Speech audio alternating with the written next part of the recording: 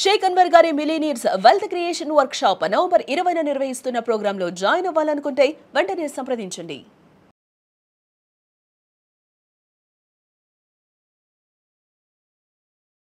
Welcome to Suman TV. నేను మీ Suman TV. నాకు 498A ఇవాళ గత తరతరాలుగా వీటికి సంబంధించినటువంటి వాటిలో అంటే ఈ కేసెస్ కనుక మనం చూస్తే మార్పులు చేర్పులతో పాటు తీరు తెన్ను కూడా మారుతూ వస్తూ ఉంది. రీసెంట్గా కొన్ని కేసెస్ కనుక మనం చూస్తే అది ఇంతకింతకి దిగజారిపోతుందా అనుకునేటువంటి ఆలోచన అయితే మనకు రాకమానదు. భార్యాభర్తలు ఎప్పుడైతే గొడవ పడతారో గొడవ పడిన తర్వాత భార్య కోపం వచ్చి అగ్రెసివ్గా ఇంట్లో ఉండేటువంటి వాళ్ళ మీద కేసులు పెట్టడం మొదలు పెడుతున్నారు.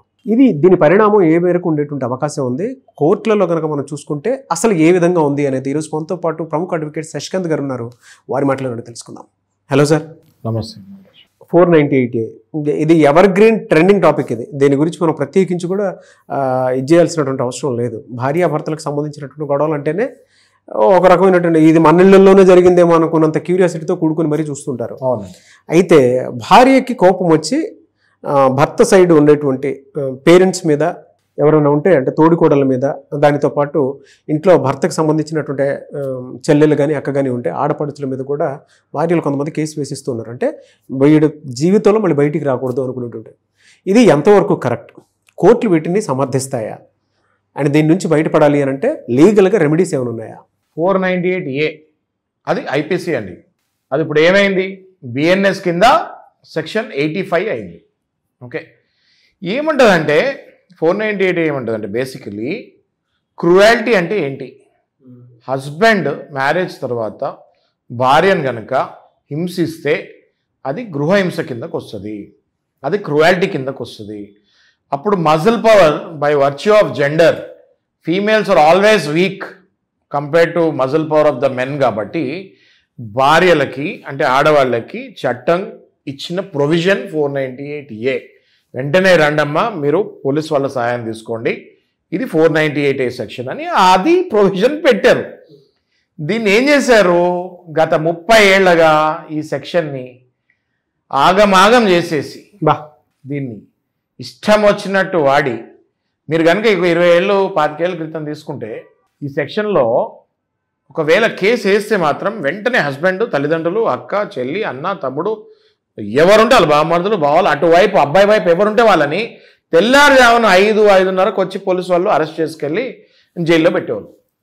మళ్ళీ బెయిల్ అప్లై చేసుకుంటే కానీ వాళ్ళు బయటకు వచ్చే పరిస్థితి లేకుండే.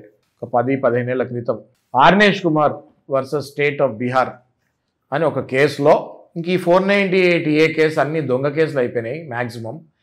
ఒక సుప్రీంకోర్టు ఒక స్ట్రాటజీ తీసి 100 కేసుల్లో దగ్గర 60-80 కేసులు ఇవన్నీ దొంగ కేసులే. ఇందులో ఒరిజినల్గా క్రూయాలిటీ ఉండట్లేదు. అబ్బాయి కేవలం అబ్బాయి పడక అమ్మాయికి ఇష్టమైన పెళ్లి చేయకపోతాం వల్ల ఈ కేసులు వేస్తారని ఒక నిర్ధారణకు వచ్చి అరెస్ట్ వెంటనే తీసేసి ప్రతి స్టేట్లో ఉన్న హైకోర్టుకి అరెస్ట్ చేయకండి, 41A నోటీస్ ఇవ్వండి, ట్రయల్ చేయండి, ట్రయల్లో కనుక అది ప్రూవ్ అవుతే అప్పుడు మీరు అరెస్ట్ చేయండి అని చెప్తాం జరిగింది. అప్పటి నుంచి ఈ అరెస్టులు గోల పోయింది. అయితే ఇంకా నడుస్తూనే ఉంది. అరెస్టే కాదు, ఇప్పుడు మానసికంగా అబ్బాయిలు ఎంతో కుంగిపోతుంటారు. ఎఫ్ఐఆర్ అవుతే చాలు, రైట్? ఇప్పుడు అరెస్ట్ పోయింది భయము, ఇప్పుడు ఎఫ్ఐఆర్ల భయం పట్టుకుంది అబ్బాయిలందరికీ. మొన్న ఈ మధ్య బాంబేలో కేసు ఉదాహరణకు తీసుకుంటే ఒక ఆవిడ పెళ్ళవ్వగానే భర్త యొక్క తల్లి, అక్క, చెల్లి అందరి మీద 498A కేసు వేయడం జరిగింది. అందరి మీద ఎఫ్ఐఆర్ అయిపోయింది. వెంటనే ఈ వ్యక్తి బాంబే హైకోర్టుకి వెళ్ళి దీని మీద పిటిషన్కి రిప్లై ఇస్తాం జరిగింది. వెంటనే వీళ్ళు ఏం చేశారు? అవి ఇవి మేనేజ్ చేసేసి లేదు ఈయన హింస పెట్టాడు అనేసరికి బాంబే హైకోర్టు కేసు కొట్టేసి అమ్మాయిలకే ఫేవర్ ఇచ్చింది. వెంటనే ఈయన ఏం చేశాడు? తెలివిగా చూడండి, చాలా మంది అక్కడతో ఆగిపోతారు, హైకోర్ట్స్ దగ్గర ఆగిపోతారు, ఆగకూడదు అని నేను అంటాను. వెంటనే ఈయన ఏం చేశాడు? సుప్రీంకోర్టుకి వెళ్ళాడు. సుప్రీంకోర్టుకి అప్పీల్కి వెళ్ళి ఈ దొంగ కేసు ఏమి మేము ఇబ్బంది పెట్టలేదు, మేము అదనపు కట్నం అడగలేదు, నేను కొట్టింది లేదు, వాళ్ళ దగ్గర సాక్ష్యాలే లేవు అని చెప్తాం జరిగింది. సుప్రీంకోర్టులో అవతల వైపు అడ్వకేటు సాక్ష్యాలు చూపించలేకపోయాడు. అప్పుడు సుప్రీంకోర్టులో జడ్జి గారు ఏం చెప్పారంటే, చూడండి, దేశం మొత్తం 498Aని ఆగమాగం చేస్తే మేము అరెస్ట్ అన్నది తీసాం. ఇప్పుడు మీరు అరెస్ట్ పోయింది, ఈ కేసును కూడా చాలా చీప్గా చేసేస్తారు. ఎఫ్ఐఆర్లు ఇష్టం వచ్చినట్టు ఫ్యామిలీ మెంబర్ల పేర్ల మీద వేస్తున్నారు. ఇది కరెక్ట్ కాదు. ఆ అమ్మాయి అసలు సాక్ష్యాధారాలే చూపించలేకపోతుంది. కొట్టిన మరకలు లేవు, ఎక్కడ సూసైడ్ సిమ్టమ్స్ లేవు. ఏం క్రూయాలిటీ చేసినట్టు హస్బెండ్. భార్యాభర్త అన్న తర్వాత ఒక మాట అనుకుంటాం సహజము. ఎవరైనా ఒక మాట అనుకోకుండా 30 ఏళ్ళు 40 ఏళ్ళు కాపురం చేశారంటే అది ఉత్తిమాట. అది ఓకే, మాట అనుకుంటాం సహజము. కేవలం ఒక మాట భర్త అంటం వల్ల ఈ ప్రొవిజన్ ఉంది కదా అని అందరు ఈ కేసులు వేసేస్తున్నారు. దయచేసి ఇలాంటివి ఇక మీదట చేయొద్దు అని ఆ కేసుని కొట్టేస్తాం జరిగింది. మీరు లోవర్ కోర్ట్స్ హైకోర్ట్స్తోనే ఆగిపోయి ఇంకా నాకు ఇక్కడితో అయిపోయింది, ఇంకా నాకు జడ్జిమెంట్ వచ్చేసింది అనుకుంటే కరెక్ట్ కాదు. అప్పుడప్పుడు మీ దగ్గర కనుక తగిన సాక్ష్యాధారాలు ఉండే, మీకు ధైర్యం ఉంటే, సుప్రీంకోర్టు పెట్టిందే అందుకు. ప్రతి కోర్టుకి ఒక అపీల్ కోర్టు ఉంటుంది. అంటే లోవర్ కోర్టు అపీల్కి వెళ్ళాలంటే హైకోర్టుకి వెళ్ళాలి. హైకోర్టులో కూడా మీకు న్యాయం జరగలేదని మీరు భావిస్తే ఖచ్చితంగా మీరు next appellate court of our country supreme court ఉంది, సుప్రీంకోర్టుకి వెళ్ళి మరి మీరు మీ న్యాయం తెచ్చుకోవచ్చు. ఇప్పుడు మా దగ్గరికి కొన్ని కేసెస్ వస్తాయండి, పెద్ద పెద్ద సెలబ్రిటీ కేసెస్ ఉంటాయి, పెద్ద పెద్ద విఐపీ కేసులు ఉంటాయి. వాళ్ళు ఎక్కడ హైకోర్టు దగ్గర వదలరే కేసులు.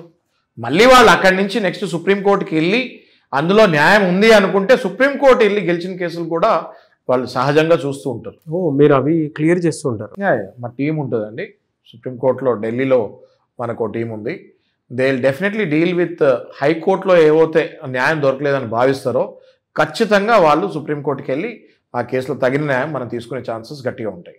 బట్ మీరు చెప్పిన దాని ప్రకారం అయితే ప్రస్తుతం ఏ విధంగా ఉంది 498A నిజంగానే బయట సమాజంలో ఒక్కొక్క భూతం అయిపోయిందని అనుకోవచ్చు. అటువంటి వాటికి సుప్రీంకోర్టు చెక్ పెడుతుందంటే ఇట్స్ ఎ గ్రేట్ థింగ్.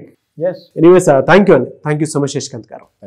చూసారు కదండి వీడియో. ఈ వీడియోపై మీ అభిప్రాయం కామెంట్ బాక్స్లో పోస్ట్ చేయండి. ముఖ్యంగా మీరు కనుక ఎవరున్నా సరే సలహాలు సూచనలు సంప్రదింపుల కోసం శశికాంత్ గారిని కనుక అప్రోచ్ అవ్వాలనుకుంటే డెఫినెట్గా మీరు సంప్రదించవచ్చు. అండ్ మీకు ఏదైనా డౌట్స్ ఉంటే కింద కామెంట్ బాక్స్లో కూడా మీరు పోస్ట్ చేయొచ్చు. ఈ వీడియో లైక్ చేయండి, షేర్ మాత్రం తప్పకుండా చేయండి. ఇలాంటి మరిన్ని వీడియోస్ కోసం మా ఛానల్ ఫాలో అవ్వండి. Thank you. సుమన్ టీవీలో మీ పర్సనల్ అండ్ బిజినెస్ ప్రమోషన్స్ కోసం కింది నెంబర్కి కాంటాక్ట్ చేయండి.